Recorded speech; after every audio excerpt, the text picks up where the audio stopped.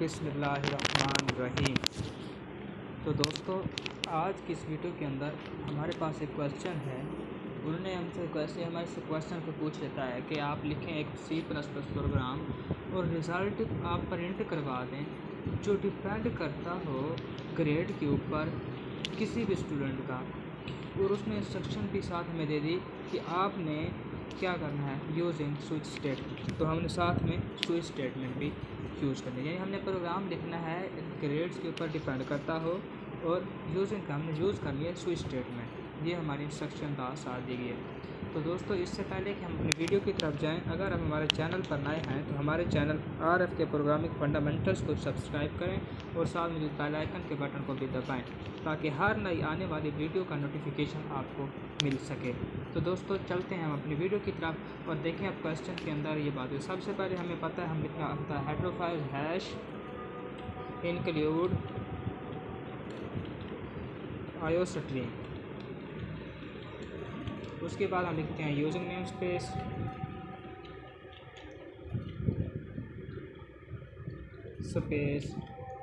std। ठीक हो गया। अब उसके बाद हम लिखते हैं वाइड मैन यूज़ करते हैं विजुअल स्टूडियो के अंदर। अगर आप डेव यूज़ कर रहे हैं तो उसमें इंट मैन यूज़ करेंगे। ठीक है, और ये भी बताते चलो वाइड की रिटर्न टाइप नहीं होती और इंट की रिटर्न टाइप होती है। और इससे पहले हम लिखते हैं वाइड के अंदर यूज़ करते हैं तो सिस्टम पॉज लिखते हैं, हम वो लिख लेते हैं। ये हो गया सिस्टम पॉज हमने यूज़ कर लिया और लास्ट के सामने कॉलम लगा। अब चलते हैं हम अपने प्रोग्राम। ये हेडर फाइल्स थे जो आपको पता है कि हम यूज़ करते हैं और लगाने होते हैं। हमने ये हेडर फाइल्स यूज़ कर ली। तो हमने ग्रेडिंग सिस्टम को करवाना है, ग्रेडिंग सिस्टम करना है स्विच स्टेटमेंट के ज़रिए। तो हम लेते हैं करैक्टर, एक हम डेटा टाइप लेंगे करैक्टर ग्रेडिंग। ये हमने एक डेटा टाइप करैक्टर लिए और यहाँ पर हमने क्या किया वेरिएबल डिक्लेरेशन कर दिया। हम लिख देते हैं variable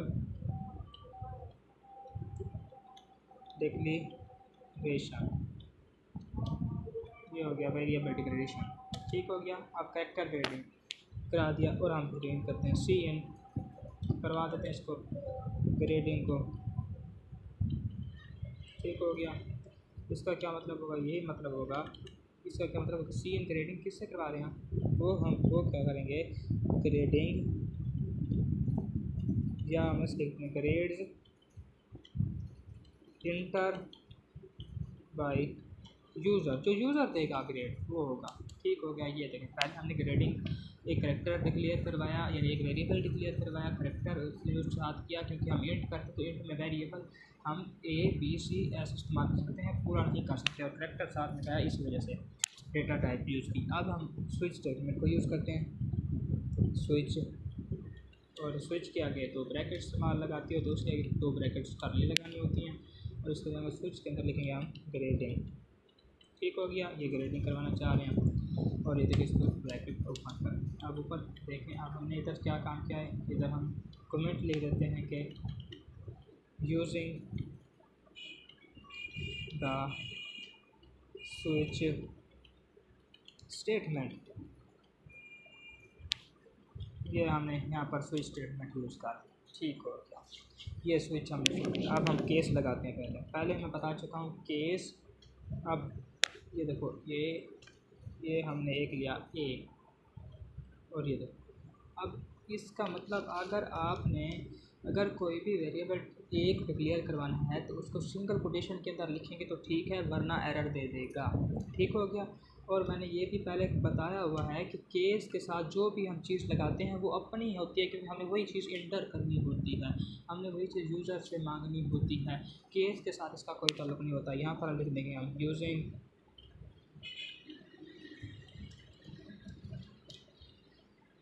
case in switch statement. ठीक हो गया। Switch statement. चलो देखिए अब हम इस केस के अंदर क्या बात करना चाहते हैं।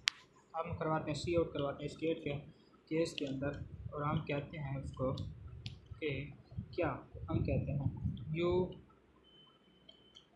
स्कोर, या हम कहते हैं स्कोर, कहते हैं स्कोर यूज़ करते हैं। हम क्या कहते हैं यू गार्ड।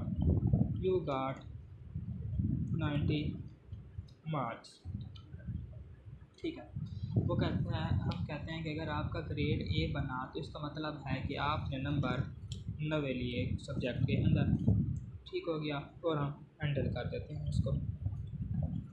चलो, और इसके बाद हम ब्रेक यूज़ करते हैं। ब्रेक यूज़ करते हैं नेक्स्ट स्टेटमेंट में जाने के लिए, और यहाँ इसका लिख देंगे using break in switch statement. ठीक हो गया। हाँ, ये बताता जाऊँ, ये लाजमी नहीं है कि आप लिखें, लेकिन ये इससे ये होता है कि अगर कोई चेक करने वाला होगा, आपका टीचर या कोई भी, आप किसी को बता रहे हैं ग्रेड कर, उसको समझ आएगी हाँ इस पर ये काम किया, इसको ये काम किया, इसने ये काम किया, और सारा लिख रहे हैं। इसके कमेंट लिखना, इसका आपका प्रोग्राम के ऊपर, कोडिंग के ऊपर कोई असर नहीं पड़ता, ये समझाने के लिए होता है। इसी वजह से मैं साथ साथ लिखता हूँ एक एक पॉइंट ताकि समझ आए। अब देखिए, अब केस यूज़ करते हैं। केस हम सिंगल कोटेशन लगाएंगे, तो उसके अंदर अब ग्रेड हम बी की बात करते हैं। हम कहते हैं बी, अगर वो कहते हैं, हम कहते हैं कि ग्रेड बी हो तो क्या होगा, सी आउट करवा दो। हम कहते हैं उसको सी आउट करवा दो, यू गॉट 80 मार्क्स। आपने भाई 80 मार्क्स लिए और आपका ग्रेड क्या बना है, बी बना है, आपका ग्रेड बी बना है, और एंटर करते हैं। ठीक हो गया। चलो अभी नेक्स्ट है, ब्रेक यूज़ करते हैं। अब यहाँ पर आपको पता है ब्रेक क्यों यूज़ करते हैं, नेक्स्ट स्टेटमेंट में जाने के लिए। इफ़ फर्स्ट इज़ फाल्स, अगर फर्स्ट पहली जो हमें फाल्स हो जाए तो दूसरी में चला जाता है, अगर दूसरी फाल्स होती है तीसरी में, ये ब्रेक इसलिए होता है। तो एक और केस लगाते हैं, केस कहते हैं सिंगल कोटेशन लगाते हैं, साथ के सेमीकोलन भी लगा देते हैं, और इधर हम कहते हैं ग्रेड क्या होगा, सी। अगर ग्रेड सी बनेगा कब, सी आउट करवा देते हैं कि यू गॉट 70 मार्क्स। आपने भाई 70 मार्क्स लिए, you got 70 marks.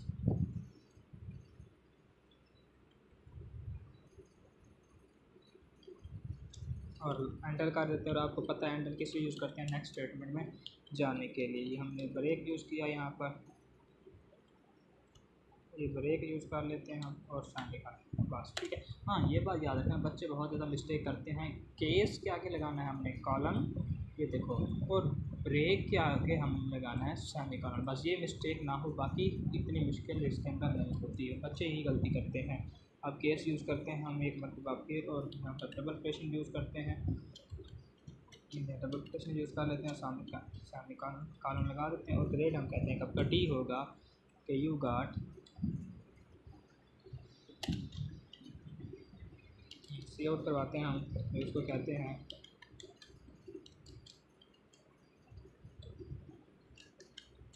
You got कितने 60 मार्क्स। आपका ग्रेड डी बनेगा तो आपने मार्क्स लिए कितने 60, ये हो गया, और हैंडल कर देंगे, ये हमने हैंडल कर दिया। और अब यहाँ पर ब्रेक यूज़ करेंगे, ब्रेक यूज़ करना लाजमी होता है। केस, अब और एक केस लगाते हैं, हम कहते हैं केस कॉलम, ये कॉलम लगा दिया, और देखो इसमें हम कहते हैं आपका, अब अगर आपने 50 नंबर, ये देखो ग्रेड अब आपका एफ़ हो जाएगा, यानी एफ से मुराद फेल, हमने बस फेल कर दिया, सी आउट उससे करवा देंगे कि किन नंबरों में हमने फेल कर दिया उसे अब मैं बताने जा रहा हूँ आपको। हमने कहते हैं उसको, हमने कहा you got 50 marks, you are fail, बस ठीक हो गया। कॉलम लगा देंगे और हैंडल कर देंगे नेक्स्ट लाइन में जाने के लिए। ठीक हो गया। यहाँ पर ब्रेक कर देते हैं, ये ब्रेक कर दिया। अब केस यूज़ कर लिया, हमने यूज़ करना है डिफ़ॉल्ट। अगर ये सब कुछ हम नहीं करते तो कुछ और अगर डालते हैं कॉलम लगाएंगे डिफ़ॉल्ट, यहाँ पर लिख लेते हैं हम comment using default in switch statement, using default switch statement. तो हम यहाँ पर सी आउट करवाते हैं। हम कहते हैं सी आउट करो भाई, क्या ये देखो इनवैलिड चॉइस, आपने नंबर ही गलत दे दिया, वैलिड चॉइस, बस सीधी सी बात हो गई, ये इनवैलिड चॉइस हो गई। कई डिफ़ॉल्ट के अंदर और हैंडल कर देते हैं यहाँ पर, ये तो हैंडल कर दिया। और ब्रेक यूज़ करना नहीं भूलना, ब्रेक यूज़ कर और सबमिट कर। ओके हो गया, ठीक हो गया बस। अब देखो इसको थोड़ा हम एडजस्ट कर लेते हैं। ये तो यहाँ पर इस तरह से ये हमारा एक ग्रेडिंग सिस्टम का पूरा कोडिंग हो चुकी है। उन्होंने हमें कहा था कि आपने ग्रेड करवाना है। आप देखें आउटपुट चेक करते हैं और आउटपुट क्या दे रहा है। देखें हम आउटपुट की तरफ जा रहे हैं और आउटपुट देखते हैं क्या आ रही है।